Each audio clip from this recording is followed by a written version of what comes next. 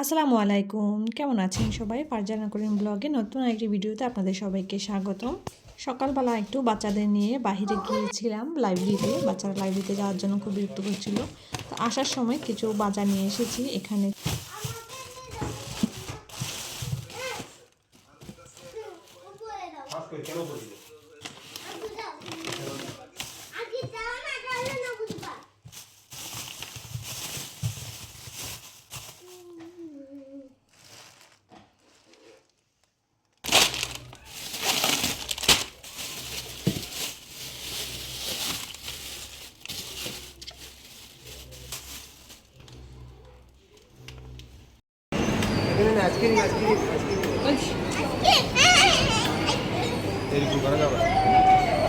তুমি জীবন খাও নাই?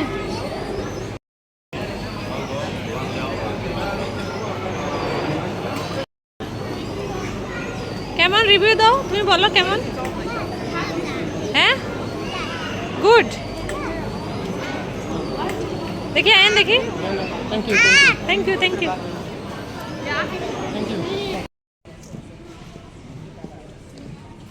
সুন্দর না রূপাজা?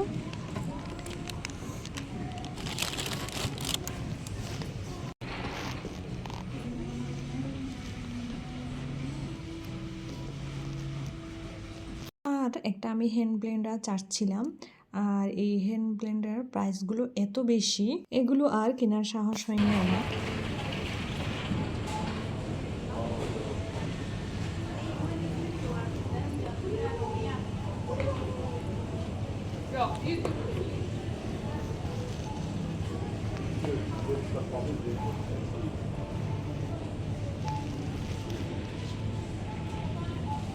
Hier is 19 €, maar ja, we doen dat voor nu wel.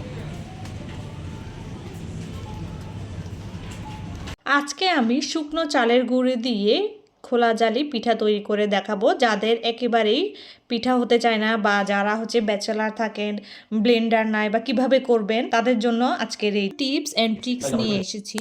প্রথমে আমি 3 কাপ চালের গুঁড়ো নিয়ে নিয়েছি। আর 3 কাপের জন্য আমি 6 কাপ কুসুম গরম পানি, যেটাতে হাত চুবানো যায় সেরকম দিয়ে মিক্স করে নিয়েছি। এরপর আমি এটাকে 2 ঘন্টার মতো আমি রেস্টে রেখেছি। রেস্টে রাখার পর আমি এটাকে বিটার মেশিন দিয়ে কিছুক্ষণ বিট করে নিয়েছি। তারপর 2টো ডিম দিয়েছি। ডিম দিয়ে আমি আরো কিছুক্ষণ বিট করে নিই। যাদের কাছে বিটার মেশিন নাই কিংবা ব্লেন্ডার নাই, হ্যান্ড ব্লেন্ডার নাই, তারা হ্যান্ড উইক্স দিয়ে করতে পারেন এই কাজটা। সেক্ষেত্রে সময় একটু বেশি লাগবে, হাত ব্যথা হয়ে যেতে পারে। তো দেখতে পাচ্ছেন এরপর আমার পিঠাগুলো মাশাআল্লাহ খুব সুন্দর করে উঠে যাচ্ছে। এটা নিচ থেকে আস্তে আস্তে করে উঠে আসবে। এভাবে করে ট্রাই করতে পারেন। যাদের কাছে ভিজা চালের গুঁড়িটা করার অপশন নাই বা করতে পারছেন না, আমার মতো যারা এরকম প্রবাসে বসে পিঠা খেতে ইচ্ছে করছে শীতের মধ্যে, তাদের জন্য তারা এভাবে পিঠা বানিয়ে খেতে পারে।